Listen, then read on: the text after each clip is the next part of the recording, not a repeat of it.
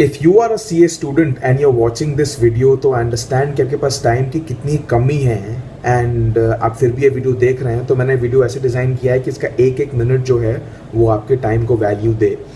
एक बार शुरू करने के पहले मैं बहुत क्विकली अपना इंट्रोडक्शन देता हूँ। My name is Mudit Yadav, I am a chartered accountant and I have cleared all 3 levels of the CFA programme.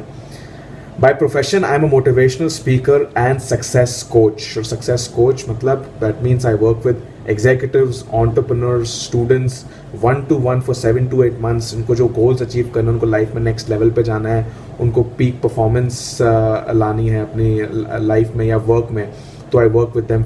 In the last 5 to 6 years, I have spoken to more than 102,000 people from 50 plus countries and have spoken multiple times at TEDx as well.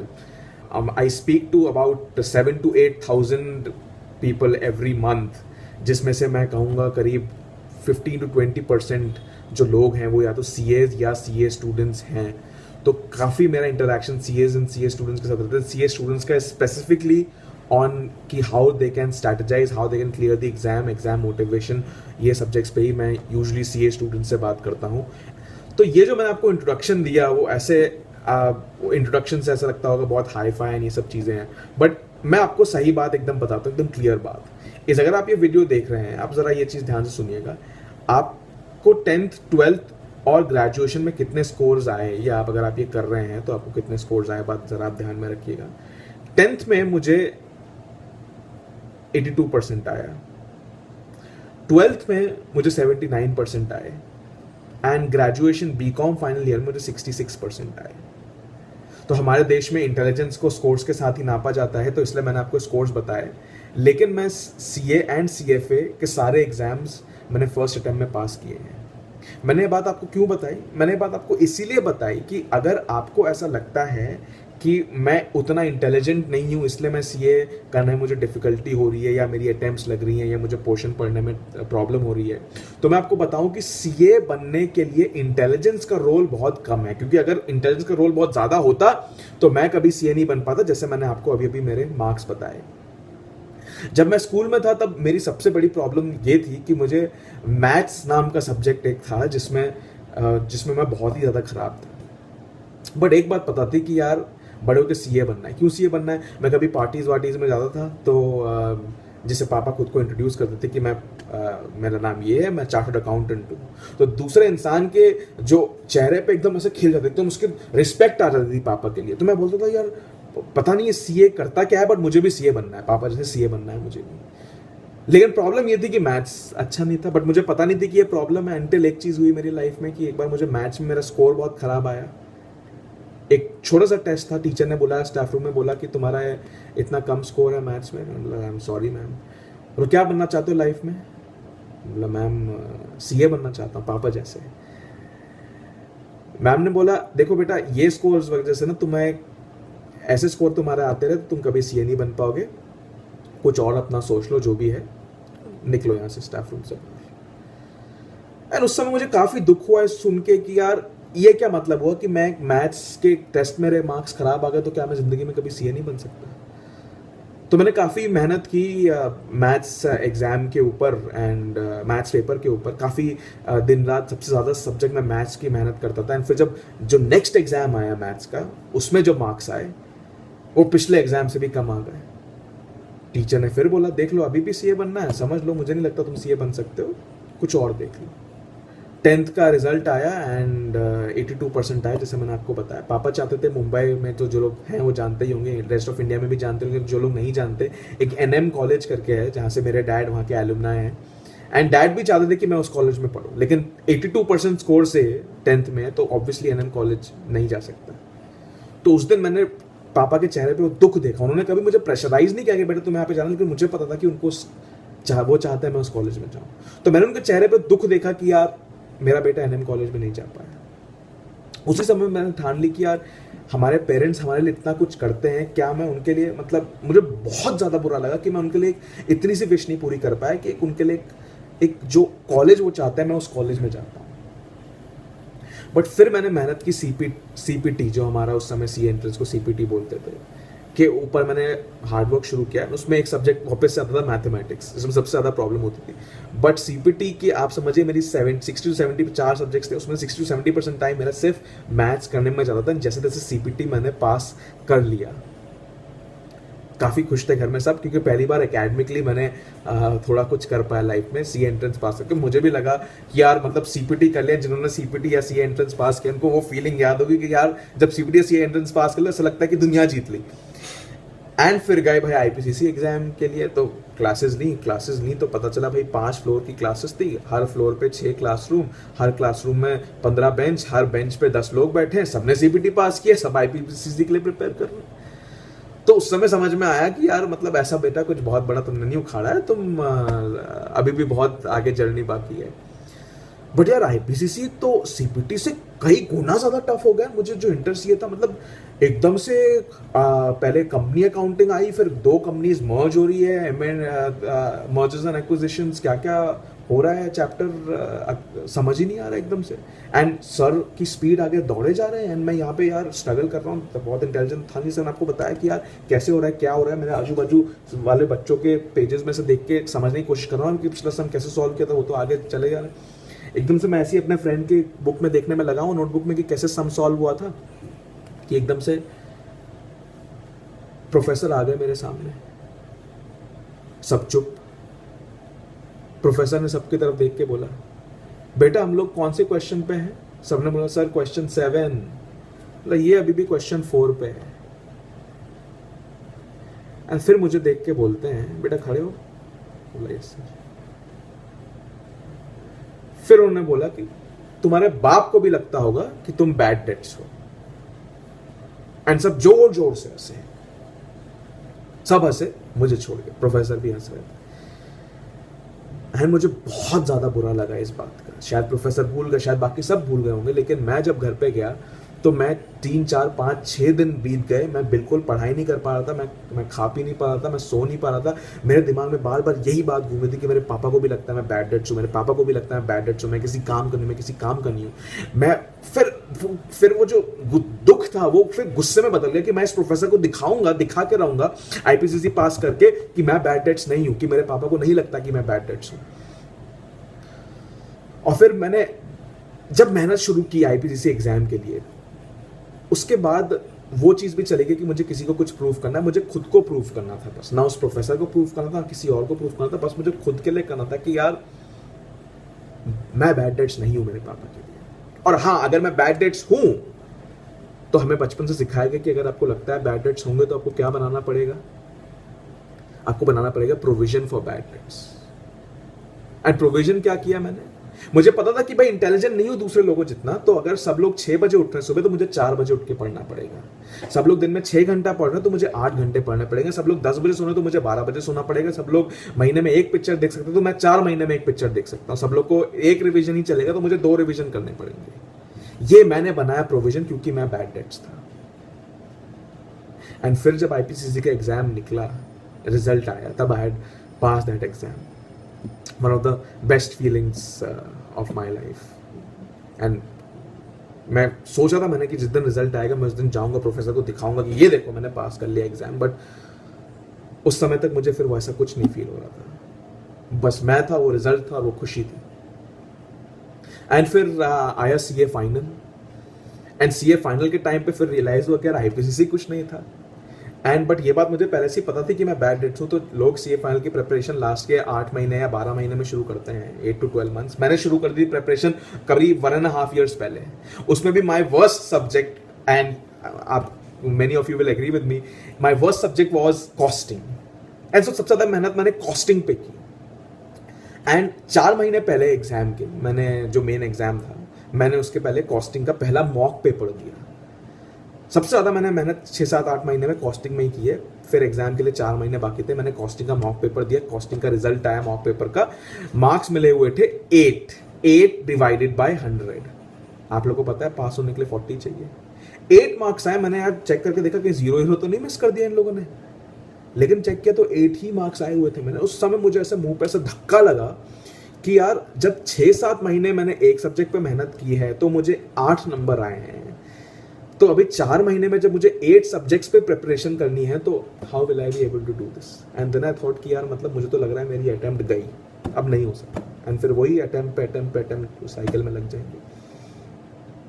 लेकिन फिर मैंने सोचा कि ये जो मुझे 8 marks आए हैं, मुझे ये पता चल गया मॉक देके 4 महीने पहले, 4 मंथ्स इन एडवांस आए, मतलब I still have 4 months where I can see the future कि यार मुझे जब मैं फाइनल एग्जाम दूंगा कॉस्टिंग का तब मुझे 8 मार्क्स आने वाले हैं, and if I can see the future then I can change the future. तो अगर मुझे दिखाई दे रहा है कि मुझे 4 महीने बाद कॉस्टिंग के एग्जाम में 8 मार्क आने वाले हैं क्योंकि मुझे 8 मार्क आए हुए हैं, तो if I can see that future I can change that future. तो मैं घर पे गया, ये जो पीछे आपको व्हाइट बोर्ड दिखाई दे रहा है, इसी व्हाइट बोर्ड के टॉप पे मैंने लिखा सीए मुदित यादव, जुलाई 2015, ऑल इंडिया रैंक 10। कॉन्फिडेंस देखो बंदे का, अभी फेल हुए हैं एग्जाम में, और यहां पे पीछे लाके लिख दिया ऑल इंडिया रैंक 10, डेट लिख दी, इस दिन सीए बनूंगा। मॉम डैड भी देख रहे थे पीछे से, मॉम डैड ने बोला ठीक है, स्ट्रेस में है बच्चा, होती है ऐसी चीजें। बट फिर मैंने उस दिन से जो मेहनत करनी शुरू की है सीए एग्जाम के लिए, फिर आप समझिए कि पहले भी मुझे लग रहा था मैं बहुत मेहनत करता, लेकिन तब से जो मैंने शुरू किया तब मुझे रियलाइज हो कि जो मैं पहले करा था वो मैं कुछ नहीं था, अब एक्चुअली में मेहनत हो रही है, मतलब इतनी कि आप समझिए कि मेरा 4 महीने के अंदर अंदर मेरा 20 किलो वजन बढ़ गया। 4 months I wasn't eating any crap, no snacks, no junk food, सिर्फ घर का खाना है। क्यों? क्योंकि बैठा रहता था, पढ़ता था, खाता था, सोता था, दैट्स इट। ये 3-4 चीजें करता था, दैट्स ऑल। बट क्या सबको ये करने की जरूरत है? सबको दिन में 14 आवर्स पढ़ने की जरूरत है? नहीं। मैं बैड डेट्स था तो मुझे ज्यादा करने की कोशिश करनी पड़ी, मुझे वो एक्स्ट्रा एफर्ट डालना पड़ा। तो अगर आपको लगता है आप इंटेलिजेंट नहीं हो तो आप देखिए आपको कितना एफर्ट डालना है। अगर आप इंटेलिजेंट हैं तो आप इससे कम एफर्ट में पा सकते हैं। लेकिन मैंने खुद को जांच लिया था कि यार I am bad debts, so I will need to make a provision for bad debts for which I have to study this much. And then CA final का रिजल्ट आया, दोनों ग्रुप पास, एंड वो जो खुशी थी ना mom और dad के चेहरे पे जब उन्होंने देखा कि मैं पास हो गया, मैं सीए बन गया हूं फाइनली, वो खुशी के लिए वो जो 4 साल की मेहनत थी वो बस एक मोमेंट के लिए, when I saw their faces and that happiness was pouring from their faces, that was one moment, one frame, one picture that I can preserve in my mind forever, and it was worth all the hard work and all the trouble that I went through. Friends, आप भी CA कर रहे हैं, obviously सब चीज़ मिलेगी, पैसा होगा, reputation होगी, रिस्पेक्ट होगी, सब चीज़ होगी, बट वो जो आपके पेरेंट्स के चेहरे पे आपको खुशी देखेंगे ना एक सेकंड के लिए गाइस, उस चीज़ के लिए जो आप इस वक्त मेहनत कर रहे हैं, वो एक यूनिट ऑफ मेहनत इज वर्थ इट। मैं आपको बता रहा हूँ, जरूर आपने लाइफ में बहुत अचीवमेंट्स किए होंगे, इसके भी पहले किए नहीं किए आई डोंट नो, बट ये जो एक अचीवमेंट है उसको कोई नहीं बीट कर सकता। आप लोग एक बात ये बार एक्सपीरियंस करके देखिए, आपको रियलाइज होगा कि मैं क्या बात कर रहा हूँ। बहुत बार हम लोग क्लासेस में जाते हैं, कॉन्सेप्ट्स नहीं समझ रहे हैं, घर पे सॉल्व कर रहे हैं, सम नहीं सॉल्व हो रहे हैं, अटेम्प्ट्स लग रही हैं, बहुत ज़्यादा उस फेज में चले जाते हैं कि यार कहाँ से सीए कर लिया, और बाजू से देखते हैं कि हमारे जो सारे फ्रेंड्स हैं, ये हैं वो हैं, एकदम एंजॉय कर रहे हैं, जो सीए वे कुछ नहीं कर रहे हैं, मजे कर रहे हैं, एंड इतने वो सेल्फ पिटी मोड में चले जाते हैं कि यार कहाँ से सीए हमने कर लिया। मैं समझ रहा हूँ ये चीज़ होती है कि यार कहाँ से सीए कर लिया, हर किसी के दिमाग में एक बार तो ये ख्याल आया होगा प्रिपरेशन करते वक्त कि यार कहाँ फंस गए, ये टाइप की सेल्फ पिटी वाली फीलिंग आती है। लेकिन मैं चाहता हूं कि आप ये खुद को सेल्फ पिटी करना बंद कर दे, बिकॉज आपने ये खुद के लिए चूज किया है, आपको सीए बनना है, ये बात आप समझिए। एंड मैं इतने स्टूडेंट, मैंने आपको बताया मैं 7 से 8 हजार लोगों से बात करता हूं हर महीने, तो मैं जिन लोगों से मिलता हूं, जो लोग कॉमर्स फील्ड में हैं, जो स्टूडेंट्स, और जो सीए नहीं कर रहे, वो सीए इसीलिए नहीं कर रहे क्योंकि उनको पता है वो सीए नहीं कर सकते। फिर से बताता हूं, मैं मैक्सिमम लोग जो मिलता हूं जो कॉमर्स पढ़ रहे हैं लेकिन सीए नहीं कर रहे, वो सीए इसीलिए नहीं कर रहे क्योंकि उनको पता है वो सीए नहीं कर सकते। So you have dared to do something which most people can't even dream to do.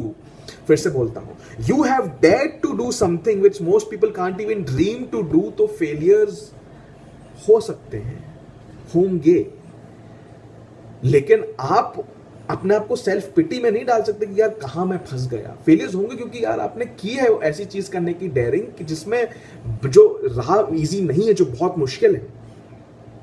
तो आप तैयार रहिए फेलियर्स के लिए, उसमें कोई छोटा होने की या बुरी मानने की या कोई वो बात नहीं होगी कि आप किसी काम के नहीं है। भाई कोई डिफिकल्ट चीज है तो फेलियर्स होने के चांस हैं। बीकॉम में कितने लोग फेल होते हैं? बीकॉम में फेल होने के लिए टैलेंट चाहिए, सीए में पास होने के लिए टैलेंट चाहिए। टैलेंट किस चीज का? सिर्फ मेहनत करने का। तो फेलिंग हो सकती है। आप ये मत, बहुत लोग बोलते हैं मेरे तो 2 अटेम्प्ट लगे, 3 अटेम्प्ट लगे, 4 अटेम्प्ट लगे, जॉब नहीं मिलेगा। जहां मैं आर्टिकलशिप कर रहा था वहां पे एक हमारे सर आए थे जिन्होंने एक बार अपनी स्टोरी बताई। उनको आईपीसीसी में 7 अटेम्प्ट्स लगे, फिर सीए फाइनल में उनको 7 अटेम्प्ट्स लगे। टोटल कितनी अटेम्प्ट्स हो गई? टोटल 14 अटेम्प्ट्स हो गई।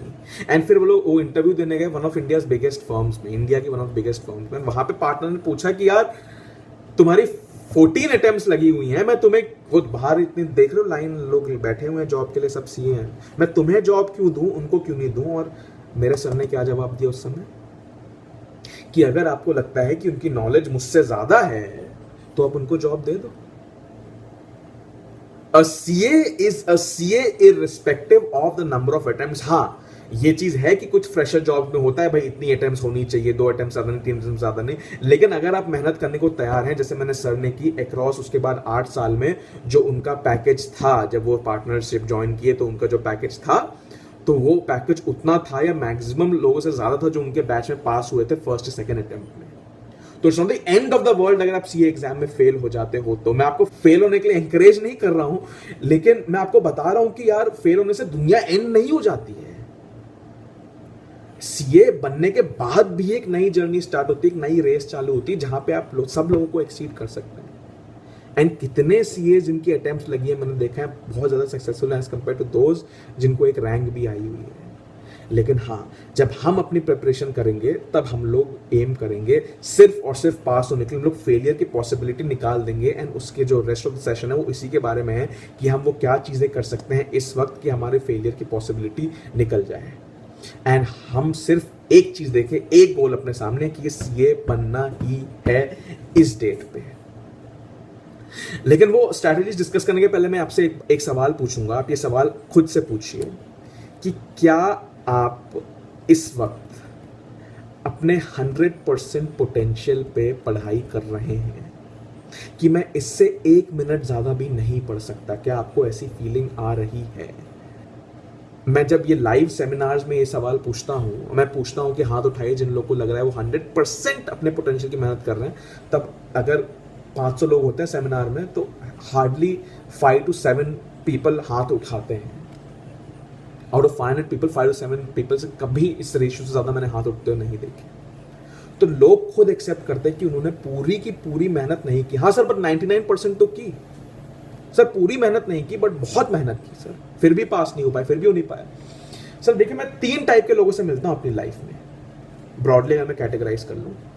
पहले जो टाइप के लोग होते हैं वो होते हैं जो अपनी लाइफ में कोई एफर्ट नहीं लेते, चिल मारते हैं।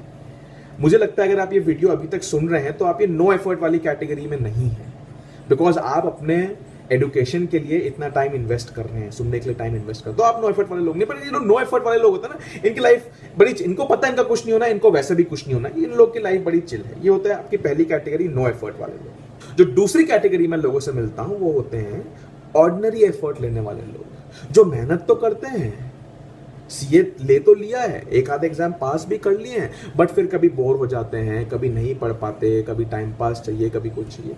ऑर्डिनरी एफर्ट लेते हैं अपने एग्जाम के लिए, जो भी अपनी लाइफ में कर रहे हैं उसके लिए। फिर मैं मिलता हूं एक तीसरी कैटेगरी लोगों से जो बहुत रेयर है, शायद 1% जो लोग से मैं मिलता हूं वो इस कैटेगरी में आते हैं। वो होते हैं एक्स्ट्रा ऑर्डिनरी एफर्ट लेने वाले लोग। मतलब ये लोग पागल है उस चीज के पीछे जो वो लोग कर रहे हैं। आपने भी अपनी लाइफ में देखा होगा, जो लोग पागल हैं अपने गोल के पीछे, चाहे वो सीए एग्जाम हो, चाहे कोई और कोर्स हो, चाहे वो वर्कआउट हो, चाहे हेल्थ हो, चाहे कुछ भी हो, वो पागल है उस चीज के पीछे। और ये जो एक्स्ट्रा ऑर्डिनरी एफर्ट वाले लोग हैं ना, तीसरी कैटेगरी, इनकी लाइफ में कोई प्रॉब्लम नहीं। अगर ये गलती से एक बार में पास नहीं भी होते, मिस कर जाते हैं, तो भी ये लाइफ में आगे निकल जाएंगे, क्योंकि एक्स्ट्रा ऑर्डिनरी पागल है अपने गोल के पीछे।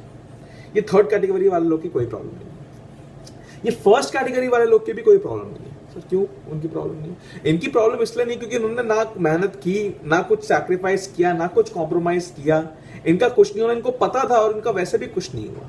प्रॉब्लम सबसे ज्यादा होती है जो मैं 80 to 90% लोगों से मिलता हूं, जो ऑर्डिनरी एफर्ट लेते हैं, क्योंकि हम मेहनत भी करते हैं, हम कॉम्प्रोमाइज भी करते हैं, सैक्रिफाइस भी करते हैं। सैटरडे संडे दोस्तों के साथ मूवी नहीं जा पाते, क्लासेस जानी पड़ती है, वेकेशन नहीं ले पाते, आर्टिकलशिप जानी पड़ती है, मेहनत करते हैं, रात रात भर जगते हैं, फिर भी एग्जाम में पास नहीं हो पाते, क्योंकि हमने सिर्फ ऑर्डिनरी एफर्ट लिया होता है, एक्स्ट्रा ऑर्डिनरी एफर्ट नहीं लिया होता। तो सबसे बड़े लूजर कौन हुए? हम हुए, क्योंकि हमने सैक्रिफाइस भी किया, कॉम्प्रोमाइज भी किया, एंड हम भी सीए नहीं बन पा रहे हैं। जो एफर्ट नहीं ले रहे हैं वो भी सीए नहीं बन पा रहे, लेकिन कम से कम उन्होंने लाइफ एंजॉय तो कर ली 2-3 साल। हमने तो वो भी गिव अप कर दिया। तो मैं चाहता हूं अगर आप इस कैटेगरी में हैं, ऑर्डिनरी एफर्ट लेने वाली कैटेगरी में, तो आप अपने आप को मूव कर दें एक्स्ट्रा ऑर्डिनरी एफर्ट लेने वाली कैटेगरी में। सर वो कैसे हो पाएगा? मैं कैसे ऑर्डिनरी एफर्ट कैटेगरी से एक्स्ट्रा ऑर्डिनरी में जा सकता हूं? पहले से अभी 6-8 घंटे पढ़ता हूं। मैं ये नहीं बोलने की कोशिश करूं कि आप 6-8 घंटे पढ़ते हैं, एक्स्ट्रा ऑर्डिनरी वाले 14-16 घंटे पढ़ते हैं, वो बात नहीं है। आप ऑर्डिनरी से एक्स्ट्रा ऑर्डिनरी कैसे जा सकते हैं मैं आपको बताता हूं। कितना कितना डिफरेंस होता है ऑर्डिनरी और एक्स्ट्रा ऑर्डिनरी लोगों में।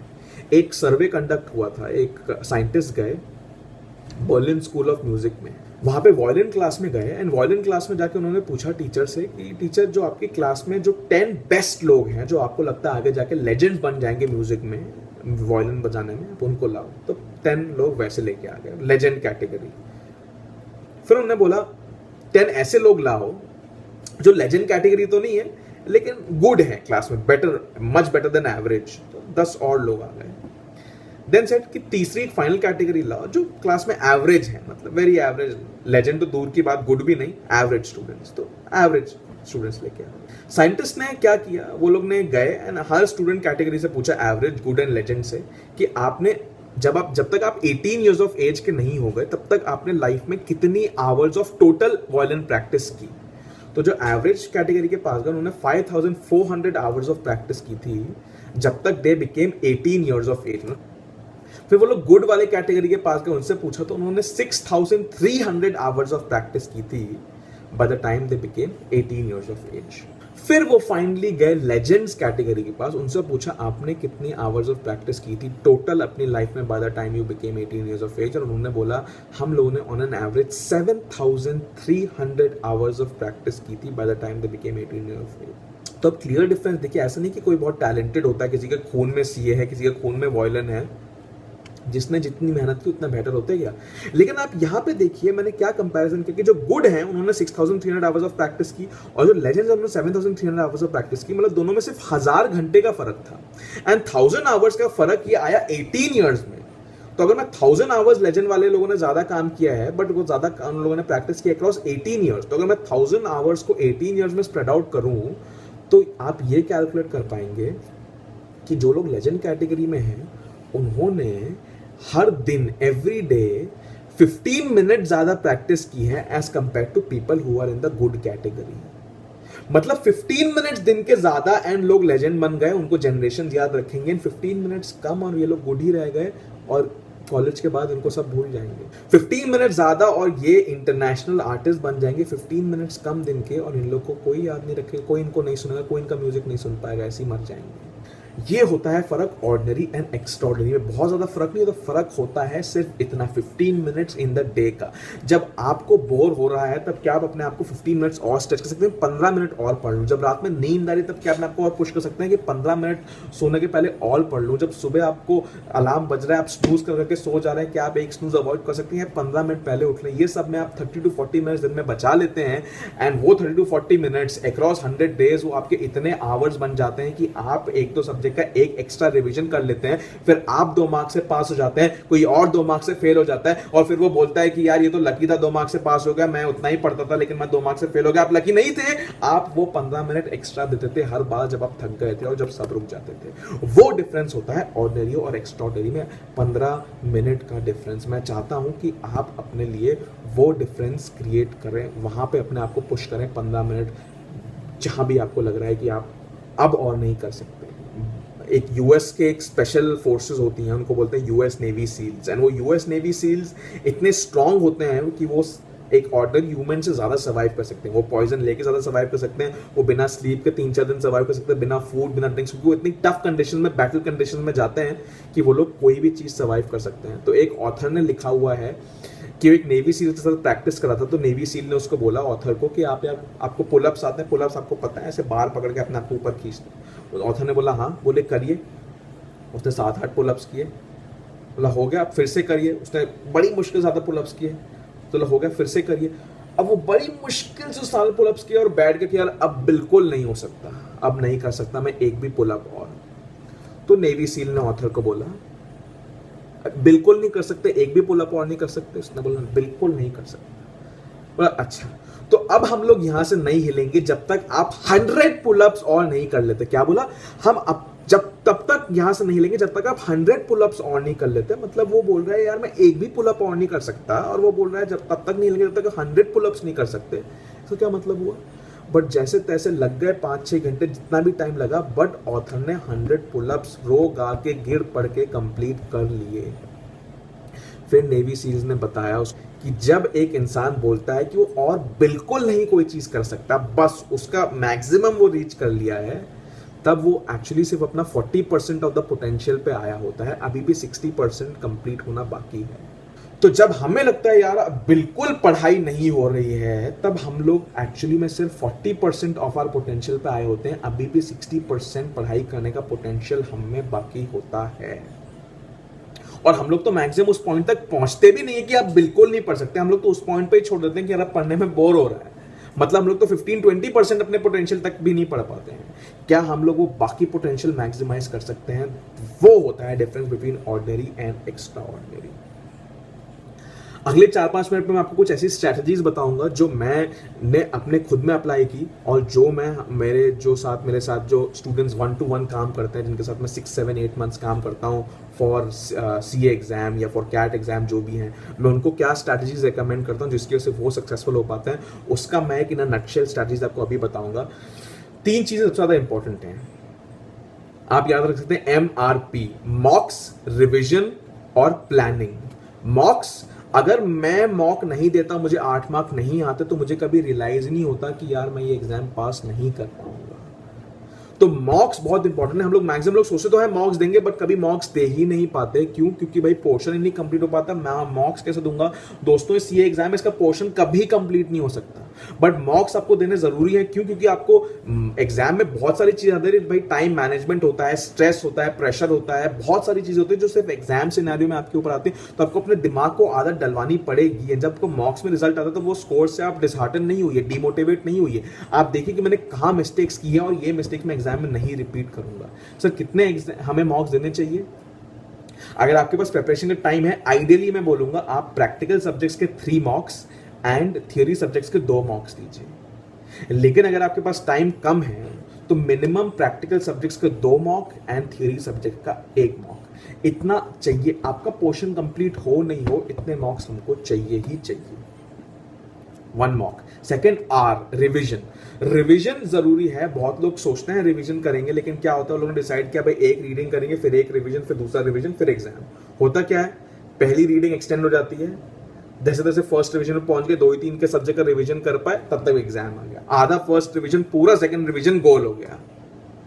मैं चाहता हूं कि आप जो अपने लिए डेट्स बनाए कि इस दिन मैं सब्जेक्ट की फर्स्ट रीडिंग कंप्लीट कर लूंगा, इस दिन फर्स्ट रिवीजन, इस दिन सेकंड रिवीजन, वो डेट जब आ जाए तब उसके बाद आप एक दिन भी और एक्सटेंड नहीं करेंगे अपनी पढ़ाई। यू विल मार्क कि मैं इतना नहीं कर पाया हूं portion, move on to the next subject. Sir मतलब अगर मेरी फर्स्ट रीडिंग में मैं सिर्फ 75% पोर्शन कंप्लीट कर पाया हूं, तो क्या मैं एक्सटेंड नहीं करूं डेट, में छोड़ दूं? हाँ, अगर आपने डिसाइड किया है कि 17 जुलाई, एक एग्जाम्पल ले रहा हूं, आप डायरेक्ट टैक्स कंप्लीट कर लेंगे, तो 17 जुलाई की रात में जितना भी डायरेक्ट टैक्स कंप्लीट हो, आप उसको छोड़ के आगे बढ़ जाएंगे नेक्स्ट सब्जेक्ट के लिए।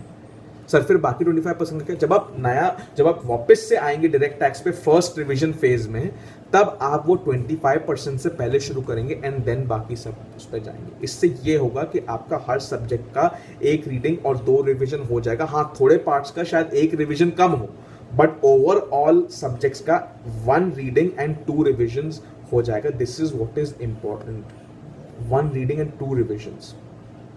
तीसरा है प्लानिंग। ये मॉक्स और ये रिविजन जो मैंने आपको बोले हैं, वो आप ये वीडियो बंद करके जब आप ये वीडियो स्टॉप करेंगे, तब आपको इमीडिएटली प्लानिंग पे लग जाना है कि मैं कब, ये मेरी डेट्स है, मैं कब फर्स्ट रीडिंग, कब फर्स्ट रिविजन, कब सेकंड रिविजन, और मैं कब अपने मॉक्स देने वाला हूं। ये चीज एब्सोल्युटली इंपॉर्टेंट है। दूसरी, हम लोग अपनी वीकनेस पे बहुत फोकस करते हैं, यार मैं इस चीज में अच्छा नहीं हूं, मैं उस चीज में अच्छा नहीं हूं, मैं ये सब्जेक्ट में अच्छा नहीं हूं, मुझे वो सब्जेक्ट नहीं आता। भाई सबकी वीकनेसेस होती हैं, बट हमें वीकनेस पे फोकस नहीं करना है, हमें फोकस करना है हमारी स्ट्रेंथ क्या। आपको कौन सा सब्जेक्ट है वो अच्छा लगता है, जो सब्जेक्ट आपको अच्छा लगता है, जिसमें आप अच्छे हो, उसमें तो आप एग्जामिशन लाने की कोशिश करो, उसमें तो आपको कोई नहीं रोक सकता। मैं इस सब्जेक्ट में अच्छा हूं, मुझे ये सब्जेक्ट पसंद है, तो मैं इस सब्जेक्ट में कंट्री में हाईएस्ट मार्क्स लाने की कोशिश करूंगा, भले ही मुझे बाकी सब्जेक्ट में 40 या 50 आ जाए। बट तो आप स्ट्रेंथ पे फोकस करिए इमीडिएटली। एग्जाम की तरफ जैसे हम जा रहे हैं, मुझे चाहिए कि आपका जो proportion of work on your strength है वो भी बढ़ता जाए। हम लोग यूजुअली सिर्फ अपनी वीकनेस पे फोकस करते हैं, जो मैंने मिस्टेक की थी सिर्फ कॉस्टिंग के ऊपर फोकस कर, जो मेरी वीकनेस थी। उसके बाद मैंने स्ट्रेंथ पे भी उतनी ही फोकस करनी शुरू की, इनफैक्ट ज्यादा। तो मुझे पता था भाई ये है जो मुझे निकालेगा, तो भाई मुझे आईडीटी जो समय मेरी स्ट्रेंथ थी, उसमें मुझे 80 मार्क्स आ गए, तो मेरे काफी सब्जेक्ट उसकी वजह से रिकवर होगा। तो आपकी स्ट्रेंथ क्या है आप उस पर भी फोकस करिए, एंड वो आपको, गाइस हम लोग इतना वीकनेस पे फोकस करते थे, इतना सोचते रहते कि यार मैं कैसे पास होऊंगा, मैं फेल हो जाऊंगा, नहीं हो पाएगा, कैसे होगा, ये वो वगैरह।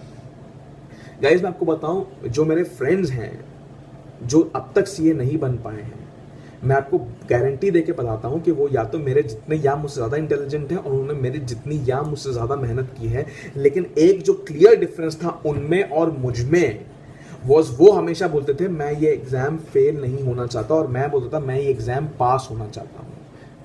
वो बोलते थे मैं फेल नहीं होना चाहता, मैं बोलता था मैं पास होना चाहता हूं। सर उससे क्या फर्क पड़ता है? फर्क ये पड़ता है कि जब आप अपने मन में बोलते हैं मैं फेल नहीं होना चाहता, तो आप एग्जाम को डर से अप्रोच कर रहे हैं। जब किसी चीज को डर से अप्रोच करेंगे तो आपका माइंड फुल पोटेंशियल से काम नहीं कर पाएगा। लेकिन जब मैं बोलता हूं यार मैं सीए बनना चाहता हूं, मैं एग्जाम पास करना चाहता हूं, तो मैं इस एग्जाम को पैशन की तरह अप्रोच कर रहा हूं। जैसे मैं ऑलरेडी सीए बन गया, मुझे वैसी फीलिंग आती थी, तो मैं डरता नहीं था एग्जाम से, पैशनेट था कि यार ये एग्जाम मुझे देना है, कब एग्जाम आए मैं दूं और सीए जल्दी बन जाऊं।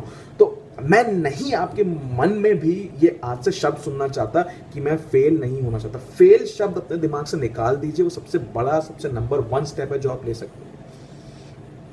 मैं पास होना चाहता, मैं सीए बनूंगा ये डेट पे, ये चीज है।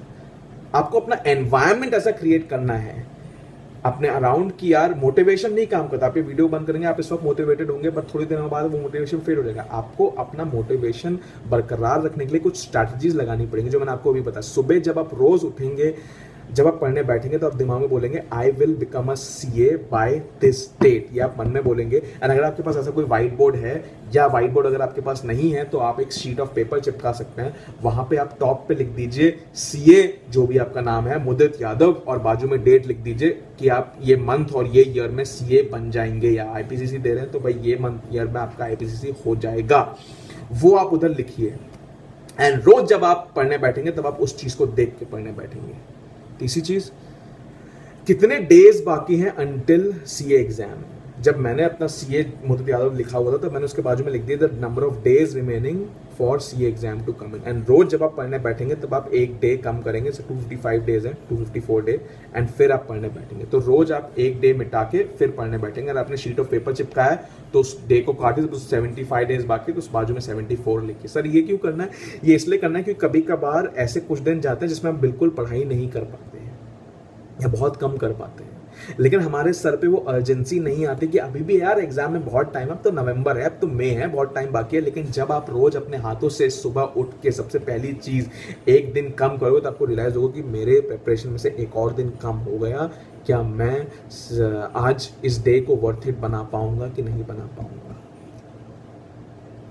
तो गाइज ये कुछ स्ट्रैटेजीज हैं जो आप अप्लाई कर सकते हैं सीए बनने के लिए। ये स्ट्रैटेजीज ने मुझे एंड जिन लोगों के साथ में 1-to-1 काम करता हूँ, स्टूडेंट्स सीए बनने के लिए, क्या कैट एग्जाम या सीएफ एग्जाम पास करने के लिए, ये स्ट्रैटेजी उनके लिए काम की है थ्रू द लास्ट 2 years। मैं चाहता हूँ ये स्ट्रैटेजीज आप अपनी लाइफ में, आप अपनी प्रिपरेशन में लगाएं, एंड आप इम्पैक्ट देखिए कि आपकी जो आने वाली अटेम्प्ट है वो आपकी आखिरी अटेम्प्ट होगी सीए की। आपको अगर कुछ भी क्वेरीज हैं, डाउट्स हैं, कमेंट्स हैं, तो आप नीचे वीडियो के लिख सकते हैं, मैं रिस्पॉन्ड करूंगा। या आप मेरे फेसबुक पेज या वेबसाइट mysuccesscoach.in www.mysuccesscoach.in पे मुझे ईमेल या मैसेज कर सकते हैं, या फेसबुक पे या बिलो कमेंट्स में, जहां भी आपका मन करे मुझे टैग कर दीजिए, एंड मैं आपकी प्रिपरेशन में हेल्प करने को तैयार हूं। I wish you the best. अगर आप 100% देने के लिए तैयार हैं अपनी प्रोग्रेस में, अपनी प्रिपरेशन में, तो आपको अगर कोई भी क्वेरीज हो, डाउट्स हो, तो मैं भी उसमें 100% देने के लिए तैयार हूं। I wish you the best.